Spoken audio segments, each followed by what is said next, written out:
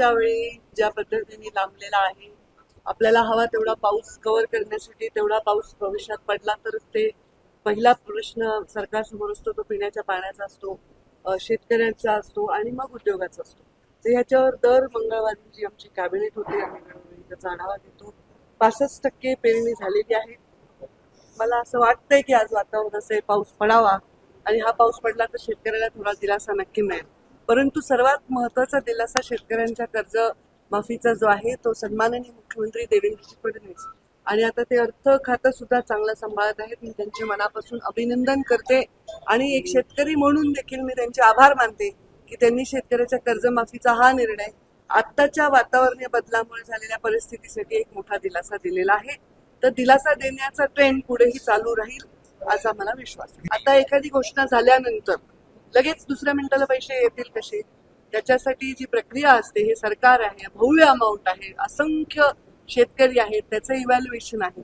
त्यामुळे जर एखादी गोष्ट केली की लगेच तुम्ही दुसऱ्या प्रश्नाला अजून नाही आले. अरे कालच कॅबिनेटमध्ये प्रेसमध्ये आमचे जयकुमार रावळ यांनी प्रेस घेतली आणि हा निर्णय आत्ताच्या अधिवेशनात झाला, ते शुक्रवारीच संपलेला आहे. इतकं फास्ट आम्हीच सवय लावली चांगल्या कामाची आणि मला पूर्ण माहिती आहे आणि आत्मविश्वास आहे की जुलै येईपर्यंत शेतकऱ्यांसाठी या सगळ्या गोष्टी ज्या आहेत त्या पूर्णपणे सोडवलेल्या आहेत आणि शेतकरी मात्र समाधानी आहे. मीडिया काही प्रश्न विचारला तर आम्ही उत्तरासाठी तयार आहोत. तुम्हाला काय पाहिजे, तुम्हाला काय पाहिजे, तुम्हाला पाहिजे की शेतकऱ्यांचं भलं व्हावं, तुम्हाला पाहिजे सरकार समाजासाठी सामान्य माणसांसाठी काम करावं, ते महत्वाचं आहे. ते आम्ही बघून घेऊ महायुतीमध्ये काय कोणतं खातं कोणाला द्यायचं, त्याच्यामध्ये आमच्यामध्ये डिस्प्यूट नाही, अत्यंत आनंदाने चांगलं.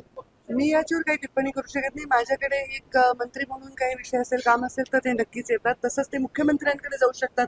हे कुठलं समीकरण आहे की कोणत्या मंत्र्यांशी कोणी एखादा विरोधी पक्षाचा आमदार भेटला आणि काही त्याच्यामध्ये होत आहे. पण काय होत आहे काय नाही होत आहे ते आता मला माहिती नाही. योग्य वेळी तुम्हाला कळेलच आणि मलाही कळेल. आता आपण मीडिया आहात, आपण विरोधी पक्ष नाही आहात, आपण मीडिया आहात. जेवढे लाडकी बहिणीच्या अकाउंटमध्ये पैसे जातात त्याचा सगळ्यांचा रेकॉर्ड आहे आणि एवढ्या महिलांना पैसे दिल्यानंतर आता योजना बंद पडली असंच आताच्या निवडणुका होत्या नगरपालिकेने तेव्हा असाच प्रचार केला ही निवडणुकीपुरती योजना आहे बंद केली. पण निवडणुका अविरत चालू राहणार आहेत ना, तर कसं बंद होणार आहे? निवडणुकीसाठी योजना नाही, ती महिलांसाठी योजना आहे, महिलांच्या भल्यासाठी योजना, ती बिलकुल बंद नाही पडणार. पण डुप्लिकेशन मी सारखं सांगते की तुमचा टॅक्स तुम्ही स्वतः टॅक्स भरताय, हे टॅक्स भरताय, हे टॅक्स भरताय, हे टॅक्स भरताय, तो टॅक्स हा सरकारकडे जमा होतो आणि सरकार योजना करून तो जनतेला विकासाच्या रूपाने परत देत असते. मग कोणी चुकीचे पैसे उचलू द्यायचे का? आपण आपले पैसे चुकीच्या पद्धतीने खर्च होऊ द्यायचे का? नाही. मग त्याचं इव्हॅल्युएशन पण जरुरी आहे, नाही तर कोणी पण डबल लाभ घेईल, 3 वेळा लाभ घेईल, डुप्लिकेशन करून लाभ घेईल आणि त्याच्यावर कंट्रोल करतोय. बाकी योजना अत्यंत चांगली. मागच्या वेळी गणपतीचा महोत्सव आम्ही अत्यंत चांगल्या पद्धतीने हाताळलेला आहे. मूर्तिकारांना न अडचण येता, त्यांच्या पोटावर न लाथ मारता पर्यावरणाचा कसं आपण जपवणूक करता येईल याचा आम्ही खूप छान तंतोतंत असा प्लॅन तयार केला, ज्याचा अप्रिशिएट केलं सगळ्यांनी.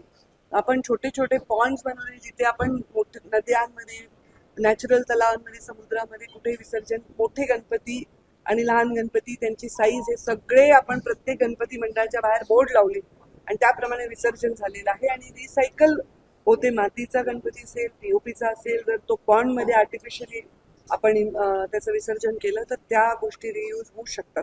तर त्याच्यामुळे पर्यावरण खातं जागरूकपणे प्रत्येक महोत्सव हाताळत आहे. वो हमारे मित्र पक्ष है और अमित शाह हमारे लीडर है, वो बुलाकर इसमें क्या कहते हैं? नहीं फिर भी क्या फिर भी मुझे यही कहता नहीं कि कौन किससे मिला, ये कोई न्यूज है?